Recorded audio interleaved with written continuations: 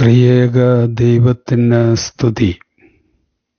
ലോകവാർത്തകളിൽ വളരെ അസ്വസ്ഥത ഉണ്ടാക്കുന്നതാണ് യുദ്ധങ്ങൾ.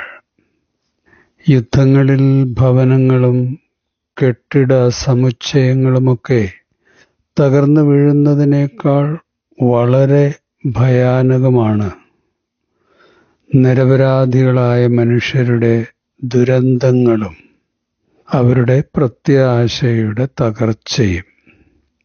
അമ്മ നെഞ്ചോട് ചേർത്ത് പിടിക്കുന്ന ജീവൻ നഷ്ടപ്പെട്ട കുഞ്ഞ്, സ്വന്തം വീടിൻ്റെ അവശിഷ്ടങ്ങൾക്കിടയിൽ നിശബ്ദനായിരിക്കുന്ന വൃദ്ധൻ, നാളെ എന്ന വാക്കിൻ്റെ അർത്ഥം പോലും നഷ്ടപ്പെട്ട അഭയാർത്ഥികൾ. അങ്ങനെ എത്ര ഭീകരമാണല്ലേ യുദ്ധം വിതയ്ക്കുന്ന വിപത്തുകൾ. ഇതൊക്കെ കാണുമ്പോൾ ദൈവം എന്തായിരിക്കും ചിന്തിക്കുക എന്ന അശുഭ ചിന്തകൾ എൻ്റെയും നിങ്ങളുടെയും മനസ്സിൽ പലപ്പോഴും കടന്നു വരാറുണ്ട്, ഇല്ലേ? യുദ്ധങ്ങളുടെയും വംശീയ കലാപങ്ങളുടെയും വാർത്തകൾ കേൾക്കുമ്പോൾ മാത്രമുണ്ടാകുന്നതല്ല ഈ അശുഭ ചിന്തകൾ. നമ്മുടെ ഓരോരുത്തരുടെയും ജീവിതത്തിലും മനസ്സിലും നിരന്തര യുദ്ധങ്ങൾ ഉണ്ടാകാറുണ്ട്. രോഗം, വേർപാട്, നഷ്ടം, വിശ്വാസവഞ്ചന, തെറ്റിദ്ധാരണകൾ, അങ്ങനെ ഓരോരുത്തരുടെയും ഹൃദയത്തിൽ മറ്റാർക്കും കാണാൻ കഴിയാത്ത ഒരു യുദ്ധഭൂമിയുണ്ട്. ആ യുദ്ധങ്ങളിൽ ഞാൻ പലപ്പോഴും ദൈവത്തിൻ്റെ നിശബ്ദതയെ തെറ്റിദ്ധരിച്ചിട്ടുണ്ട്. ദൈവത്തിൻ്റെ നിസ്സംഗതയിൽ, മൗനത്തിൽ എൻ്റെ വിശ്വാസം ഇടറിപ്പോയ സമയങ്ങളും ഉണ്ട്. എന്നാൽ ക്രൂശിലേക്ക് നോക്കുമ്പോഴാണ് എൻ്റെ അശുഭ ചിന്തകൾ പ്രത്യാശയായി മാറുന്നത്. ലോകത്തിലെ ഏറ്റവും വലിയ അനീതി സംഭവിച്ച ദിവസം ദൈവം നിശബ്ദനായിരുന്നു, പ്രതികരിച്ചില്ല എന്നൊക്കെ നമുക്ക് തോന്നിപ്പോയേക്കാം. ഏതായിരുന്നു ആ അനീതി? നീതിമാനും നിഷ്കളങ്കനും പാപരഹിതനും നിരപരാധിയുമായ തൻ്റെ പുത്രൻ അപമാനിക്കപ്പെടുകയും അടിക്കപ്പെടുകയും ക്രൂശിക്കപ്പെടുകയും ചെയ്തപ്പോൾ സ്വർഗം നിശബ്ദമായിരുന്നു.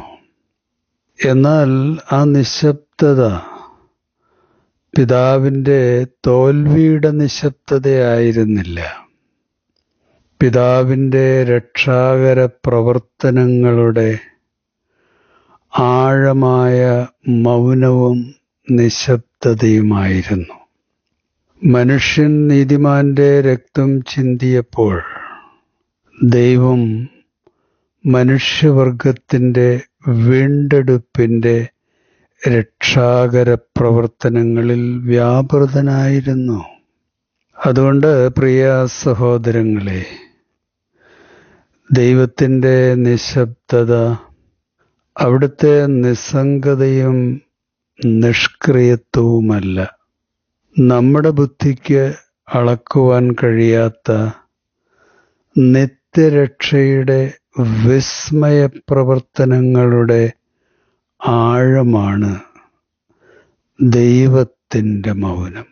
ഈ മൗനമാണ് പലപ്പോഴും നമ്മുടെ ജീവിത ദുരന്തങ്ങളിൽ നമ്മെ വല്ലാതെ ആകാംക്ഷപ്പെടുത്തുന്നത്. ദൈവത്തിൻ്റെ മൗനത്തിൻ്റെ അർത്ഥം ഗ്രഹിക്കുവാനും തിരിച്ചറിയാനും മനുഷ്യൻ്റെ പരിമിത ബുദ്ധിക്കും നിർമ്മിത ബുദ്ധിക്കും ഒന്നും കഴിയില്ല. അത് മനുഷ്യന് ദൈവം വെളിപ്പെടുത്താത്ത വിസ്മയ രഹസ്യങ്ങളുടെ കോൺഫിഡൻഷ്യൽ ഫയലുകളാണ്. അപ്പോസ്തലപ്രവൃത്തികൾ 1:6-7. ഒരുമിച്ച് കൂടിയിരിക്കുമ്പോൾ അവർ കർത്താവിനോട് ചോദിച്ചു, കർത്താവേ, അവിടുന്ന് ഇസ്രായേലിന് രാജ്യം പുനഃസ്ഥാപിച്ചു നൽകുന്നത് ഇപ്പോഴാണോ? കർത്താവ് പറഞ്ഞു, പിതാവ് സ്വന്തം അധികാരത്താൽ നിശ്ചയിച്ചുറപ്പിച്ചിട്ടുള്ള സമയമോ കാലമോ നിങ്ങൾ അറിയേണ്ട കാര്യമില്ല. അത് ദൈവം ശക്തമായ സാക്ഷിയിട്ട് സൂക്ഷിക്കുന്ന വിശുദ്ധ ദിവ്യരഹസ്യങ്ങളാണ്. ദൈവമൊരിക്കലും യുദ്ധം ആഗ്രഹിക്കുന്നില്ല. ഓരോ ബോംബ് സ്ഫോടനത്തിലും തകരുന്നത് കെട്ടിടങ്ങൾ മാത്രമല്ല, ദൈവ സാദൃശ്യത്തിൽ സൃഷ്ടിക്കപ്പെട്ട ലക്ഷക്കണക്കിന് മനുഷ്യജീവിതങ്ങളാണ്. ഓരോ കണ്ണുനീരും അവിടുന്ന് കാണുന്നു. ഓരോ നിലവിളിയും അവിടുത്തെ ഹൃദയത്തെ സ്പർശിക്കുന്നു. അവൻ അവരുടെ കണ്ണുകളിൽ നിന്ന് എല്ലാ കണ്ണുനീരും തുടച്ചു കളയും എന്ന വെളിപാട് പുസ്തകം 21-4 വാഗ്ദാനം ഭാവിയിലെ സ്വർഗത്തെക്കുറിച്ച് മാത്രമല്ല, ഇന്നും കണ്ണുനീരിൻ്റെ വിലയറിയുന്ന ദൈവത്തെക്കുറിച്ചുള്ള വെളിപ്പെടുത്തലാണ്. ലോക ചരിത്രം വായിക്കുമ്പോൾ യുദ്ധങ്ങളിങ്ങനെ ആവർത്തിച്ചു കൊണ്ടിരിക്കുന്നതായി നമുക്ക് കാണാം. പക്ഷേ വിശ്വാസത്തിൻ്റെ കണ്ണുകൊണ്ട് ചരിത്രം വായിക്കുമ്പോൾ മറ്റൊരു ഉൾക്കാഴ്ച കൂടി നമുക്ക് ലഭിക്കും. അതെന്താണ്? എല്ലാ നാശനഷ്ടങ്ങൾക്കും നടുവിൽ ദൈവം പ്രത്യാശയുടെ ചെറിയ തിരിനാളങ്ങൾ എക്കാലങ്ങളിലും തെളിയിച്ചുകൊണ്ടിരിക്കും. മനുഷ്യൻ വെറുപ്പ് വിതയ്ക്കുമ്പോൾ അവിടുന്ന് സ്നേഹം വിതയ്ക്കുന്ന ചിലരെ എഴുന്നേൽപ്പിക്കും. മനുഷ്യൻ അയൽക്കാർക്കിടയിൽ അന്യതാബോധത്തിൻ്റെ മതിലുകൾ പണിതുയർത്തുമ്പോൾ അവിടുന്ന് ഹൃദയങ്ങളെ തമ്മിൽ കൂട്ടിയിണക്കും. തൻ്റെ സഹോദരങ്ങളുടെ കാവൽക്കാരാകേണ്ടവർ കൊലയാളികളായി മാറുമ്പോൾ ദൈവം അവരെ കൈപിടിച്ച് സ്നേഹത്തിൻ്റെയും അനുരഞ്ജനത്തിൻ്റെയും വഴിയിലൂടെ നടത്തും. ഉദാഹരണം 1, ദമസ്കോസിൻ്റെ പടിവാതിൽക്കൽ തട്ടി വീഴ്ത്തപ്പെട്ട പൗലോസ് എന്ന ശൗൽ. ഒരിക്കൽ എൻ്റെ ജീവിതത്തിലെ ദുരന്ത സംഭവങ്ങളെ ശാപവും നിർഭാഗ്യവുമായി ഞാൻ കണ്ടിരുന്നു. ഇന്ന് തിരിഞ്ഞു നോക്കുമ്പോൾ അവ തന്നെയാണ് എൻ്റെ ആത്മാവിനെ ഏറ്റവും കൂടുതൽ ദൈവത്തിലേക്ക് അടുപ്പിച്ചത്. അന്ന് ഞാൻ കണ്ടത് ശത്രുതയും പ്രതികാരവും യുദ്ധവുമൊക്കെയായിരുന്നു. എന്നാൽ തിരിഞ്ഞു നോക്കുമ്പോൾ ഞാൻ ഇന്ന് കാണുന്നത് ദുരന്തങ്ങളിലൂടെ എന്നെ പുതിയ സൃഷ്ടിയാക്കുവാൻ പുതുക്കിപ്പണിത ദൈവത്തിൻ്റെ സ്നേഹകരങ്ങളാണ്. ദിവ്യ പരിപാലനമാണ്. ദൈവത്തിന് സ്തോത്രം, ഹല്ലേലൂയ.